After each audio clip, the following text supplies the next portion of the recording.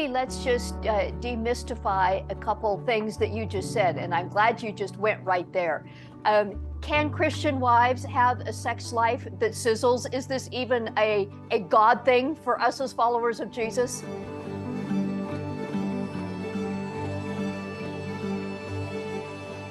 As a Christian wife, do you struggle to get into drive?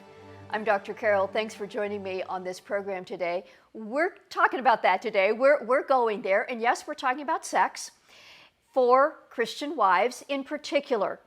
Now, there's a lot of perspectives from which we could come to this, but I have a very special guest on the program today where this is her ministry.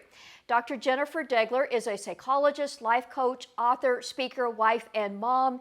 She is passionate about helping people develop healthy, successful relationships. And sexuality in marriage is one of the things that she has been so helpful to so many Christian wives about.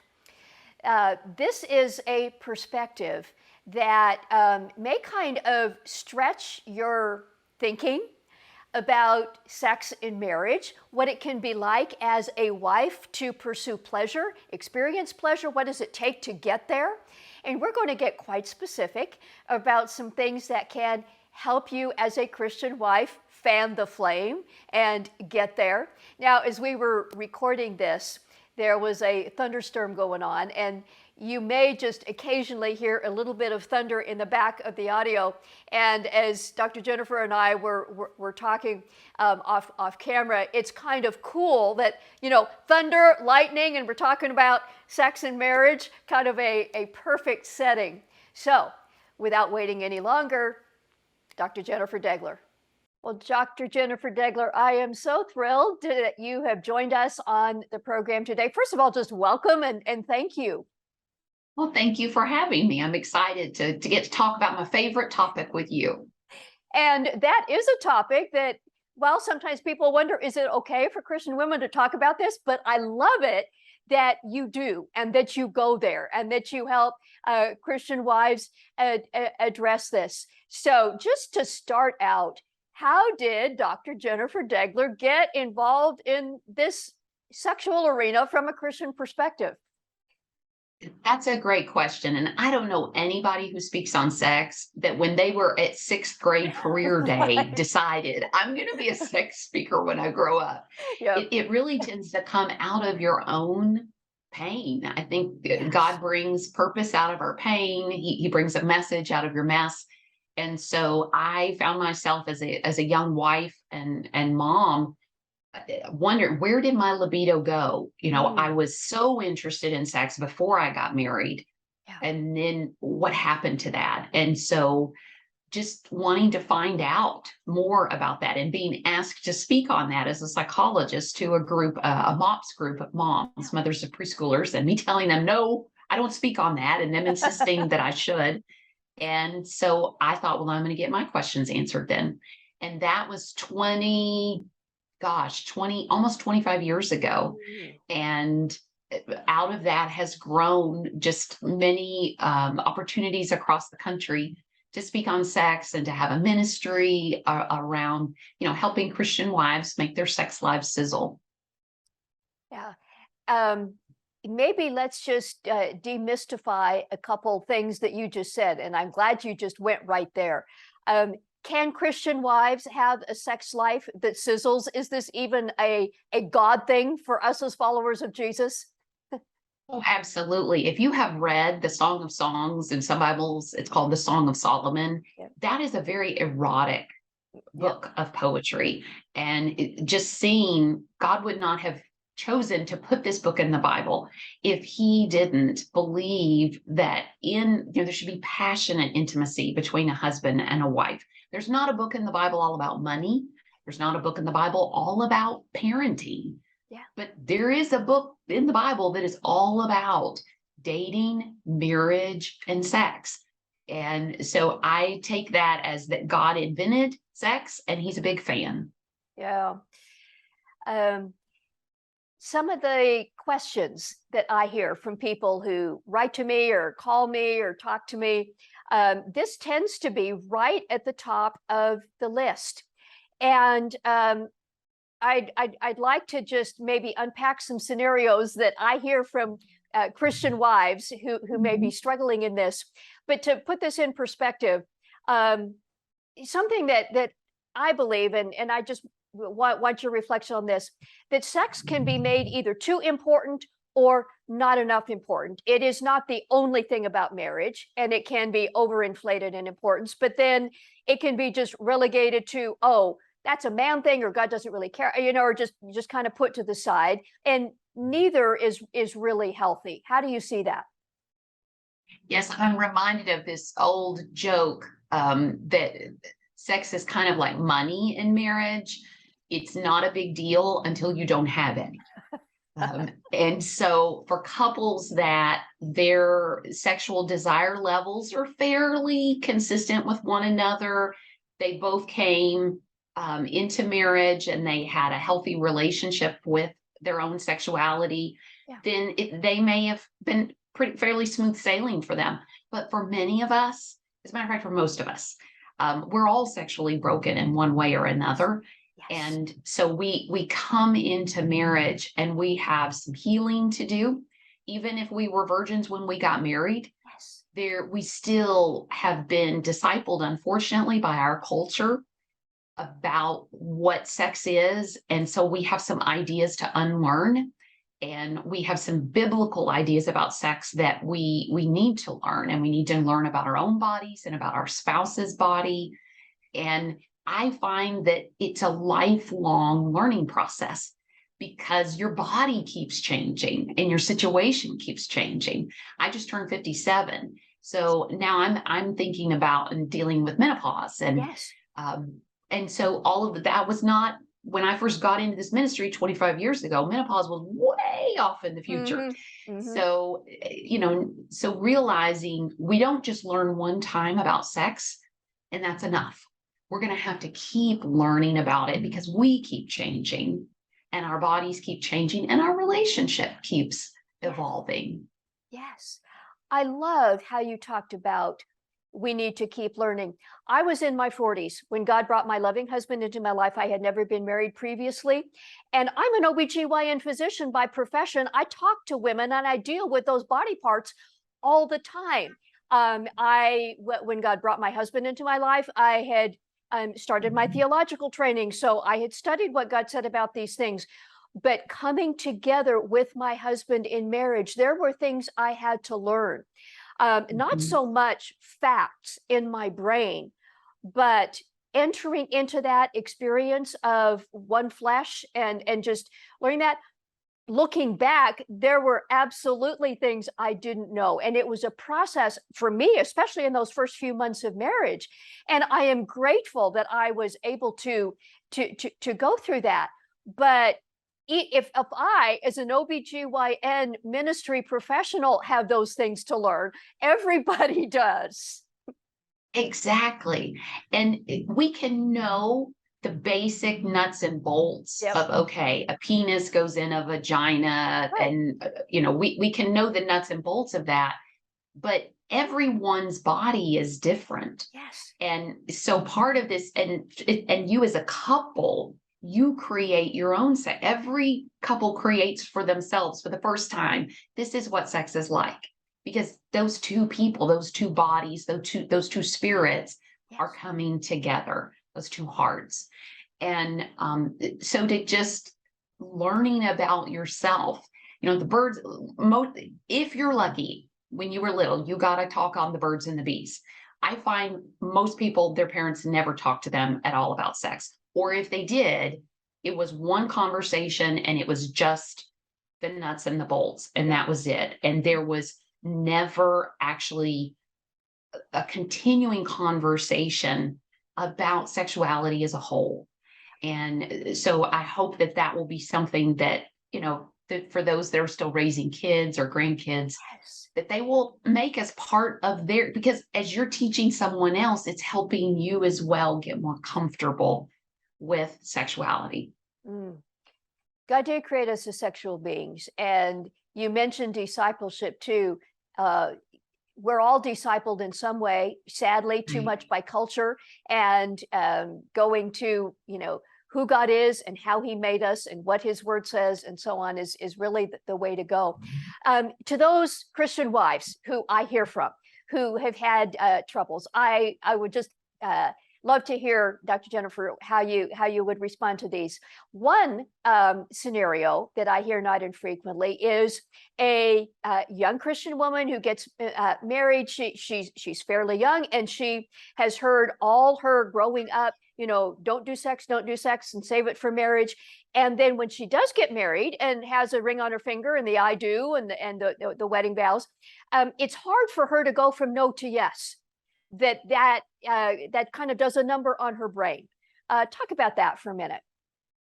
Yes, and I think women that were raised in the purity culture of the 90s and the early 2000s, oftentimes are trying to like sort through all of that. And they're like, I tried so hard when I was single to divorce myself from my own sexuality. Yes. And then you put a ring on my finger. And now all of a sudden, I'm supposed to be totally in touch with my body, with my genitals, with my response. It just doesn't happen magically like that. And so part of this, I think for women, I always talk about the sexual fire triangle, and to think about as a woman, there are three aspects that we need to pay attention to and tend to. And if you think about the fire triangle, if you were ever a Girl Scout, you need three things to make a real fire. You need fuel. Do you know what they are, Carol? Well, fuel, oxygen, and heat. Is that what it is? Yes. Yes. So many I remember people don't long know. ago. For me, it wasn't Girl Scouts; it was science class. But okay. Yeah. So many people don't know the heat part. They don't know. They know oxygen. They know you can blow on a fire, and they know they need some kind of fuel, but they don't know the heat part. So I like to think of the fuel part being a healthy, sexually responsive body.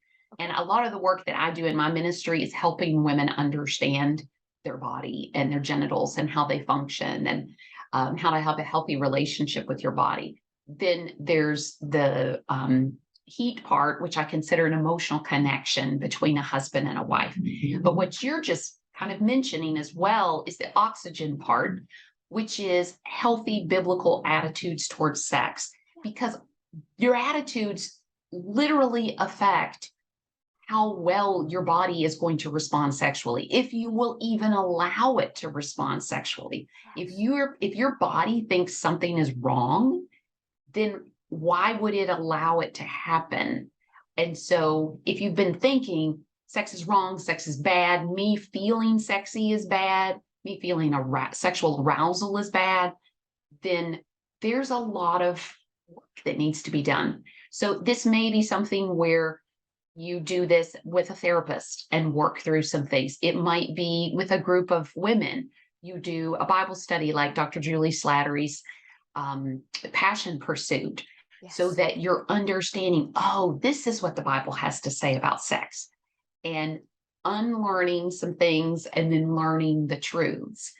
And maybe you've got issues with your bodies. For so many women, their body, it feels like their enemy. And so learning how to befriend your body. So looking at those three areas, that would be a great place to start, so that that young wife that is like, what's the big deal? Exactly.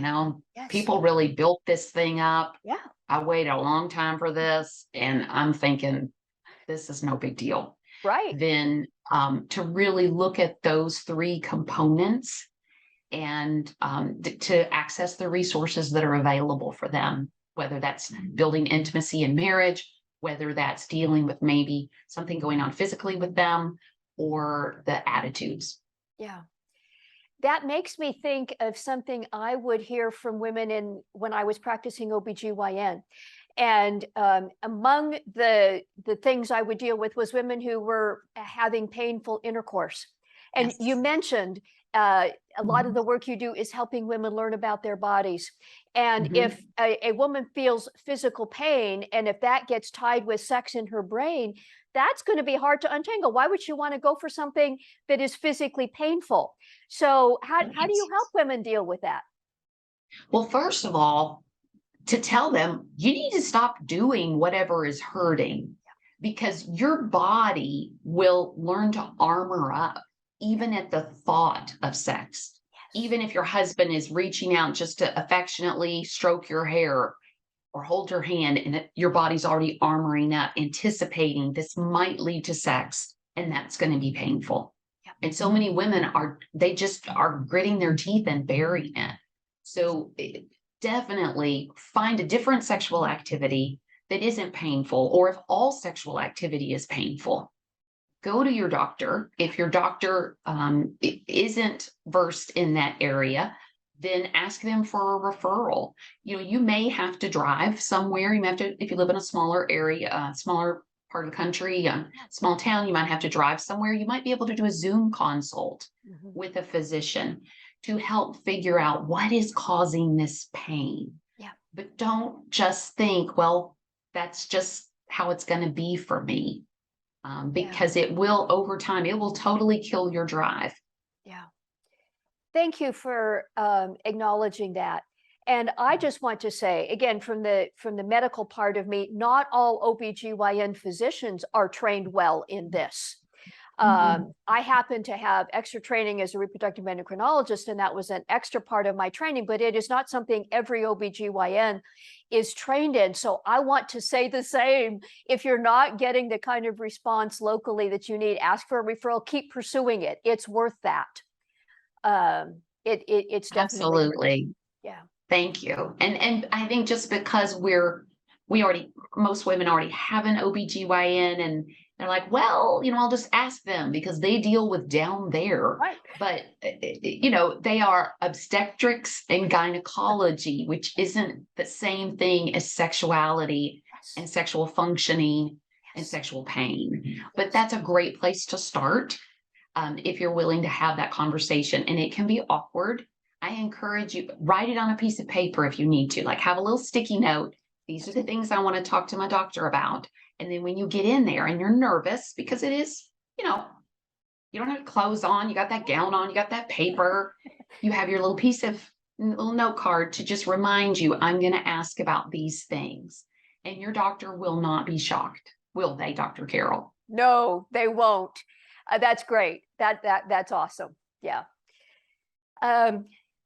Another scenario that I hear from some Christian wives about is, I know my husband desires sex. I know that fuels his soul, but it's not something I'm particularly all that interested in. And I want to, but I don't really want to. It's not really goodness for me. I'm trying to do it as a duty, but I hate doing it as a duty, and I struggle with resentment.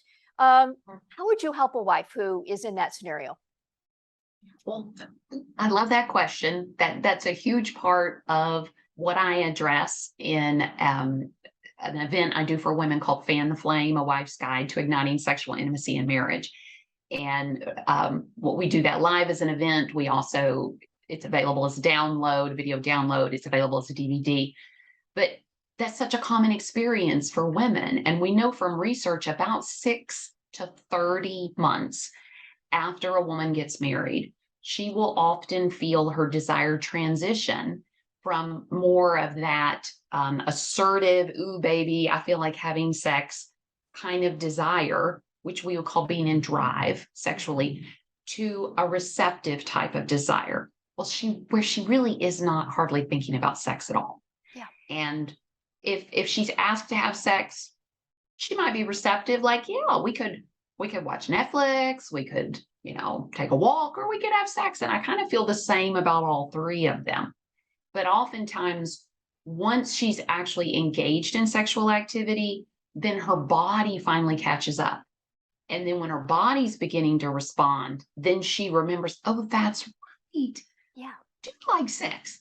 Do you like this? Now, this is assuming there's not sexual pain or a lack of pleasure, but she's just your typical woman. So understanding how female sexual desire works in a long-term relationship like a marriage is so important, because our culture, the way it presents sexual desire and response, is a male-centered sexuality, which is I'm in the mood, I'm responding quickly, and we're going right for the genitals. Yeah. And that is not how most women want to have sex. And so realizing, okay, just because I don't feel like having sex doesn't mean it's not a good idea for me to have sex. Mhm. But I need to talk to my husband about that I need a lot more time. Um, Thinking about, we don't always have to, sex doesn't always have to be intercourse. It's not even a good idea for it to always be intercourse, Yes. right? Because Yes. at some point the vagina after menopause can become a less hospitable environment. And maybe he is having erectile issues. And so penile intercourse is not going to happen.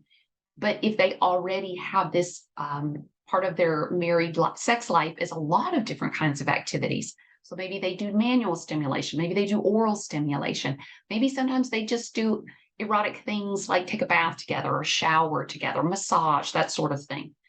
Then it's about, sex becomes bigger than just, this always has to end with intercourse and my husband having an orgasm. Yeah. And that kind of a mindset change for women and understanding that she just needs a bigger picture of sex and more time than he does. Now that's not always true, because in about 20 to 30% of marriages, he's the Yes. one with the lower sex drive. Yes. But assuming he has the higher sex drive, then getting them to understand it's not that she has a problem, it's that she's a normal woman and she's in neutral and she needs help shifting into drive. Yeah. What about that wife? This is kind of an extension of this, but you alluded to it close enough that I want to go there. For a woman who has heard about orgasming, women Mhm. having orgasms, and yeah, she thinks she'd like to, but she's maybe not completely sure what that is or doesn't know how to get there, and her husband hasn't yet helped her get there, and she's kind of wondering about all that. Help us there. Yes. So, first of all, for both husband and wife to understand that typical intercourse, a penis and a vagina, is for many, many, many, many women. In fact, more than half of women. It Yes. is not the way that they're going to achieve orgasm. That's Yes. how you make a baby. Yep. And it can be pleasurable, but where orgasm really happens for women is the clitoris. And so finding that, I always tell couples, it's like if you think about in the movie Titanic, and you remember where Rose and Jack are on the bow of the boat, and Rose is right at the edge of the boat. So the clitoris, if you look at the labia, if you look at the vulva, so the female genitalia, the labia are those lips, and then inside the outer lips, going up there right at the very top, that's at the top of the boat, the bow of the boat, if you will, is a little tiny organ called the clitoris. So that would be Rose. And you That's all can great. even I use love that. that mental picture. Do you love I'm that? going to use that. I'm going to use that. Yes. Well, and then you can refer to that, Yep. and in your sex play, like, we got to find Rose. Oh, Yep. Rose is really, enjoying this. But to find that clitoris, because that is, if you take a man's penis and you shrink it down, which would really freak him out, basically what you have is a clitoris. So all those nerve endings that are in his penis are in your clitoris as well, going back up into the body. So that needs to be for couples such a focus of manual stimulation, oral stimulation, perhaps the use of a vibrator, depending on, kind of, I encourage couples to try manual and oral stimulation first, but for some people, the vibrator can help them as well, particularly postmenopausal. They may need more stimulation. So, but that's where it's at for women. But many couples just basically have vaginal intercourse, and she never really reaches orgasm because that's really not the best way for her to reach orgasm. Yeah. That so helpful. You alluded to somewhere 20, 30%, somewhere in that neighborhood of percent of marriages. The wife has a greater libido, or at least thinks about sex more often than her husband Mhm. does. Do you have any suggestions for wives in that scenario? I hear from them too. Yes, that is actually the most common question that is emailed to me, or that women come up to me after a Yeah. speaking event to ask me about, is why won't my husband have sex with me? And they all feel like they're the only woman in the world, and And they they're feel not. like there's something, they're not, they feel like Yep. there's something wrong with them. And the number used to be 20%. Now, with the use of pornography, we're seeing that number go higher to 30%, because it can be where a man has bonded more with pornography and has trouble responding and getting an erectile response to an actual human being right in front of him. But it, first of all, for women, you're not alone. You're not alone in that. Try not to personalize it in terms of your appearance. That seems to be a huge thing that women do, is they think, I'm just not sexy enough, I'm not attractive. And it is probably not that at all. Yeah. Sexual desire is complicated, and it can be complicated in men just like it can be complicated in women. It could be for him low testosterone, which that's an easy thing to fix. Just have his testosterone level checked, and he might need some supplementation for that. It may be that he naturally has a lower sex drive. Yeah. It may be that he is exhausted and gives all of his energy to work or to whatever else is going on in his life. It may be that he is one of that 1 in 6 boys who was sexually abused Yes. before the age of 18. And so there's, for him, sex can be fraught with a lot of feelings in his body other than just pleasure, but it can stir up even some trauma. It can be just a host of things. And men are very reluctant to go and talk about this, Mhm. because it's okay for a woman to, we make jokes about, oh yeah, she Right. got married and she wasn't interested in sex anymore. But it's not okay in our culture for men to not be interested in sex. And so often they don't want to talk about it. They don't want to go see a doctor about it. Yeah. And so for that wife, there's probably going to have to be a series of conversations, respectful conversations, but direct conversations, so that you can begin to understand what is at the heart of this. Yeah. I love the way you put it, seeking to understand, not just hammer. We as women don't like it if our husbands hammer us for sex, and they don't like it if it's reverse. Seeking to understand, seeking to connect, and that brings me to what maybe the last specific question, Dr. Jennifer. What about this emotional component connected with our bodies? I think most of us probably intellectually have heard and believe that our bodies and our minds and our emotions are connected, even our spirituality, all this integratedness. But specifically when it comes to us as women being able to sexually respond, what do you see as a psychologist about that integration there? Yeah, Dr. Carroll, that's a great question. Thank you for asking that, because there are times when there's something that the emotional intimacy, the friendship between a husband and wife, it's suffering. It's been broken. Yes. And sometimes he wants to have sex because he's thinking we'll feel more connected after we have sex. Yep. And certainly you if you both have great sex, you will, because at the time of orgasm, there is just a ton of oxytocin, that bonding hormone that is released in your brain, which is why, if you're irritable with one another and you have some great sex, afterwards you just like each other more. You don't know why. Make up sex, it can work. Yes, yeah. So I feel like orgasm with the explosion of oxytocin is God's way of keeping a man and a woman who are very different together for 50 years. He knew if this is going to happen, there's going to have to be drugs involved. And so God I love it. created I love where it. that explosion would happen in our brains and whatnot. So it's like, okay, we need to talk about that. Sometimes as wives, he's like, well, let's go have sex. And then she's offended. Like, how can you ask me for this when we're I'm still angry at you about this, or I'm still hurt or disappointed about this. And so, as a couple, learning, okay, it's okay for us to get in the bed together, maybe even take our clothes off, and then let's talk about whatever the situation is.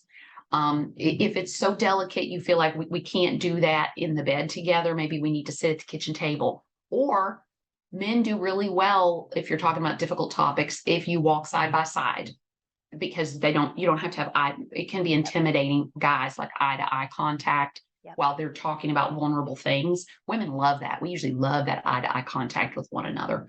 So that more side by side conversation. But if you keep, as a woman, if you keep forcing yourself to have sex while emotionally you feel disconnected, disappointed, ticked off at your husband, eventually your body is going to start to shut down. Thank you. Because you're asking it to do something that it's not ready to do and it doesn't feel safe doing. Yeah. So again, so much of this is us training ourselves as women to reconnect with our body and to listen to it. And so if I'm like feeling just distress, yeah. just to even stop, put your hand on your chest and just ask yourself, okay, self, what emotions are you feeling right now? What do you feel in your body? Yeah. And note, well, gosh, my chest, I feel heavy and I feel kind of sad. And then to say, okay, what might that be about? Well, I'm just sad that my husband just whatever. Yeah. Well, that's something to have a discussion about, to talk about before you decide, all right, I'm just going to force myself to be physically intimate and pretend like everything is okay. Now, sometimes it can be like, okay, I think I'm just a little irritated because everything's been irritating me today, and maybe it's right before my period, and it would be really good for me to have some cranky sex where I'm just like, okay, it would be good for me to have an orgasm. And you just tell your husband, look, I'm in a really bad mood, but I have heard it would be good for me to have an orgasm. So here's what we're going to do. You're going to take off your clothes. We're going to get in that bed, and we're not getting out of that bed until I have an orgasm. And he'll be like, yes, teacher. Yes.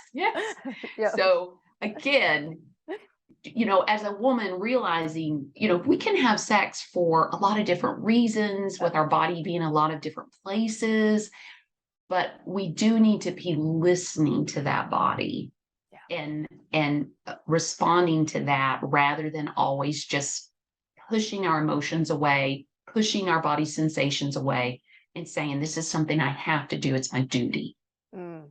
That's beautiful. I love that. The goal is not to do an act. The goal is to pursue intimacy, body, mind, and soul. Right. Yeah. Beautiful. And it's very hard to be one with your husband if you're not one with you. Yes, that's great. Thank you. Yeah. And so as women, oftentimes we're fragmented. So getting us where I'm at a place where I feel connected, mind, body, and soul, then I'm ready to connect with you, this wonderful man that I'm married, mind, body, and soul. That's another one I'm going to use, Dr. Jennifer. Yes, women need to be whole, imperfectly, but whole. And then we can connect with another person and bring wholeness. How can people find out more about you? This is great. Oh, good. This is, like I said, it's my favorite topic to talk about. I'm not actually a sex therapist. I'm a clinical psychologist, but this is just an area I really love, and I've really seen God work. Yes. So they can go to jenniferdegler.com, Degler. So jenniferdegler.com. Wives can sign up there for the free Dare of the Month. That's a newsletter we send out once a month.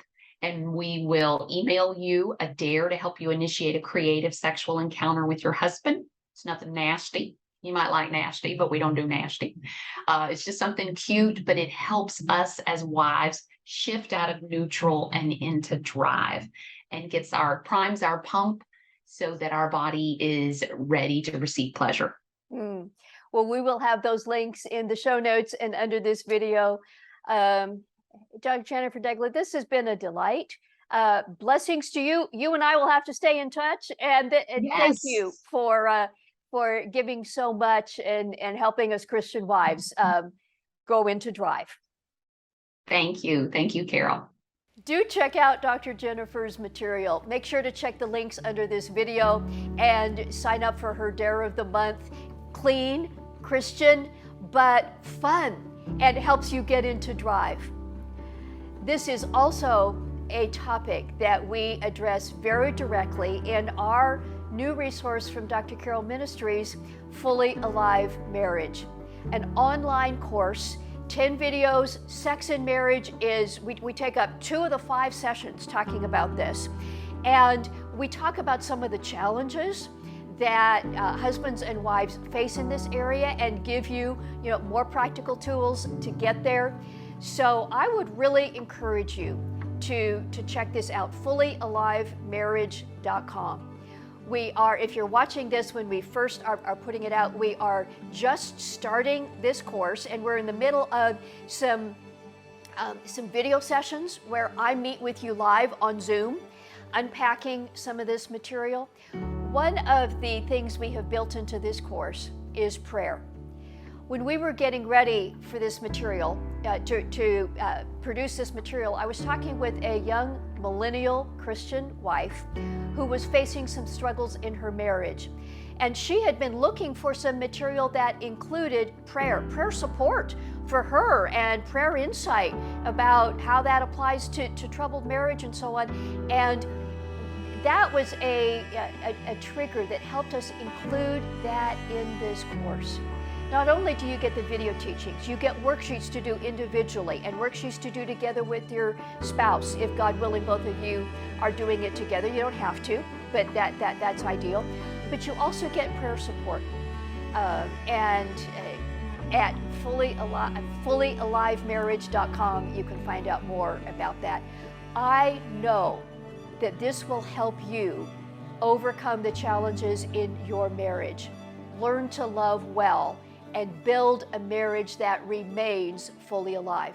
I have helped so many couples who have been in the middle of troubled relationships address those problems. I can help you with that. Come to fullyalivemarriage.com, get the course today, and I am sure God will use this to help you build the marriage that He designed you to experience. I love to hear from you. You can leave a comment under this video, or you can leave a confidential comment on the contact page on our website, drcarolministries.com, the contact page there. That comes to me and I respond personally. Until next time, go and live fully alive.